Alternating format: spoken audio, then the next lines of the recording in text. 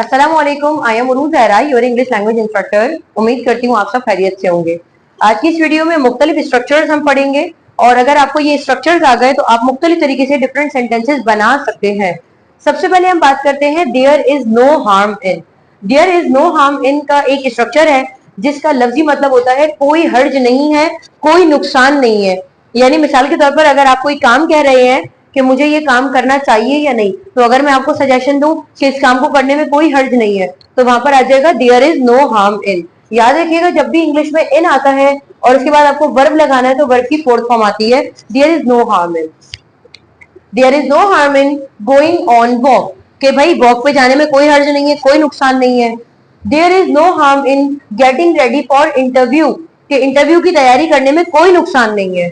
There is no harm in exploring the new places. Explore का मतलब होता है जानना या मालूमात लगाना। There is no harm in exploring the new places, मिसाल के तौर पर नई मालूमात लेने में या किसी नए मकाम पर जाने में कोई हर्ज नहीं है।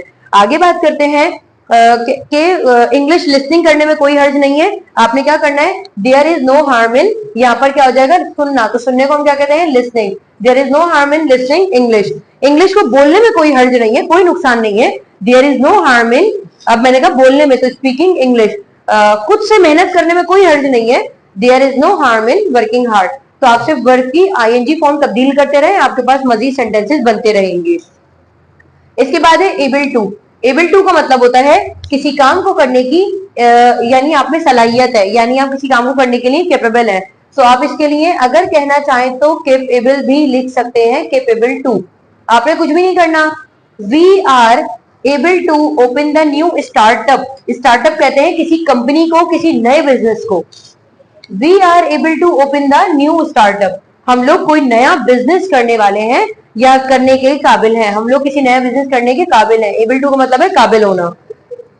They are able to perform नमाज, वो लोग नमाज पढ़ने के काबिल हैं। हम लोग से मुराद है, हमने कहा कि हम लोग ये ट्रेनिंग पूरी करने के काबिल हैं। We are able to complete the training, आप लोग बहुत जल्द इंग्लिश बोलने के काबिल हैं। You all are able to speak English. अब बहुत जल्द को हम इंग्लिश में क्या कहते हैं, within no time. Within no time का मतलब क्या होता है, बहुत जल्द। You all are able to speak English within no time. सही है, तो हमने यहाँ पर देखा there is no harm in और एबल टू, बहुत आसान है। इसी के जैसा एक स्ट्रक्चर हमारे पास मौजूद है जिसका नाम है अलाउड टू। अलाउड टू का मतलब होता है किसी काम को करने की इजाजत होना, देना नहीं है, इजाजत होना। She is allowed to come any time, मैंने किसी लड़की की तरफ कहा, मैंने कहा भाई इसको इजाजत है कि किसी भी वक्त आ जाए। She is allowed to come any time. We are allowed to walk, हमें चलने की इजाजत है। इट इज, अब इट से मुराद है कोई जानवर वगैरह की मैंने बात की है क्योंकि बेजान चीज की तरफ तो इशारा हो नहीं सकता। It is allowed to wear uniform, मैंने कोई पेट एनिमल है, जैसे हम यहाँ की बात नहीं करें लेकिन अगर वेस्टर्न कंट्रीज की बात करें वहां पर पेट एनिमल्स को भी यूनिफॉर्म पहनाया जाता है। It is allowed to wear uniform. अगर मैं कहती हूँ कि हम लोग हमें फेस्टिवल मनाने की इजाजत है तो हो जाएगा we are allowed to celebrate the festival. We are allowed to celebrate the festival, तो सेलिब्रेट का मतलब क्या होता है, मनाना। Celebrate the festival. आगे बात करते हैं जरा, हम लोग फेस्टिवल मनाने के काबिल हैं। We are able to celebrate the festival, इजाजत है। We are allowed to celebrate the festival. इसके बाद बात करते हैं going to versus about to, और इसी के साथ हमारे पास विल भी आया है। We are going to share the secrets. Going to याद रखिएगा, गोइंग टू एक ऐसा स्ट्रक्चर है जिसका मतलब होता है कि आप नियर फ्यूचर में कोई काम करने वाले हैं, आपका अभी कोई इरादा है, आप नियर फ्यूचर में कोई काम करने वाले हैं। We are going to share the secrets. We will share the secrets, हम लोग शेयर करेंगे सीक्रेट्स को। We are going to share the secrets. याद रखिएगा गोइंग टू और अबाउट टू।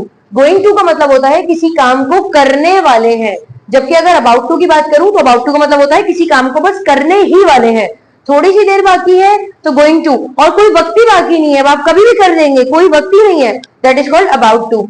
इसके बरक्स विल, तो इन दोनों को हम विल में कवर करते हैं। मिसाल के तौर पर एक स्टूडेंट है, उसने कहा कि मैं एक साल बाद मुल्क को छोड़ दूंगा, तो उसने कहा मैं मुल्क को छोड़ दूंगा, I will leave the country. एक साल की बात हो गई। एक ऐसा स्टूडेंट है, उसने कहा मैं आज रात ही आपको असाइनमेंट सबमिट कर दूंगा। कहाँ एक साल, कहाँ आज रात, तो दोनों के लिए बिल आप लगा सकते हैं। तो मैंने कहा कि भाई हम असाइनमेंट सबमिट कर देंगे, या स्टूडेंट ने कहा मैं असाइनमेंट सबमिट कर दूंगा, I will submit the assignment. तो अगर आप विल से कहना चाहें तो विल से भी आप बना सकते हैं, वरना फ्यूचर के लिए आप गोइंग टू का स्ट्रक्चर लगा सकते हैं। ज्यादातर गोइंग टू से बोले जाते हैं फ्यूचर के जुमले। We are going to share the secrets, हम लोग कोई राज बताने वाले हैं, मैं ये काम करने वाली हूँ, मैं राज बता दूंगी। I will share the secrets, बताने वाली हूँ, I am going to share the secrets.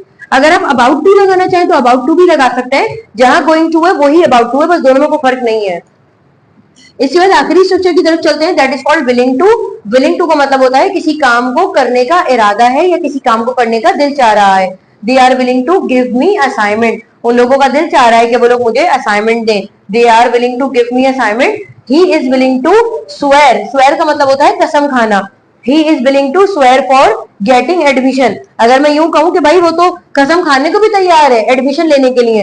He is willing to swear for getting admission या for taking admission। एक बात का ख्याल रखिएगा, इंग्लिश में जहां पर भी टू आता है, टू के बाद हमेशा वर्ब की फर्स्ट फॉर्म आती है। मिसाल के तौर पर प्ले आएगा, कभी भी प्लेइंग नहीं आएगा। अगर हम इसकी बात करें, क्रिकेट खेलने में कोई हर्ज नहीं है, there is no harm in playing cricket. अगर मैंने कहा हम लोग क्रिकेट खेलने के काबिल हैं, we are able to play cricket, इजाजत है, we are allowed to play cricket. आगे बात करते हैं, हम लोग क्रिकेट खेलने वाले हैं, क्रिकेट खेलने जा रहे हैं, we are going to play cricket, we are about to play cricket and we will play cricket. इसके साथ ही मेरा दिल चाह रहा है क्रिकेट खेलने का, I am willing to play cricket. उम्मीद करती हूँ आपको यहाँ तक लेक्चर समझ आया है। अगर आपका कोई सवाल है आप कमेंट सेक्शन में पूछ सकते हैं। इसके साथ ही मुझे इजाजत दीजिए, आपसे दोबारा मुलाकात होगी एक नई वीडियो में। अपना ख्याल रखिएगा, अल्लाह हाफिज।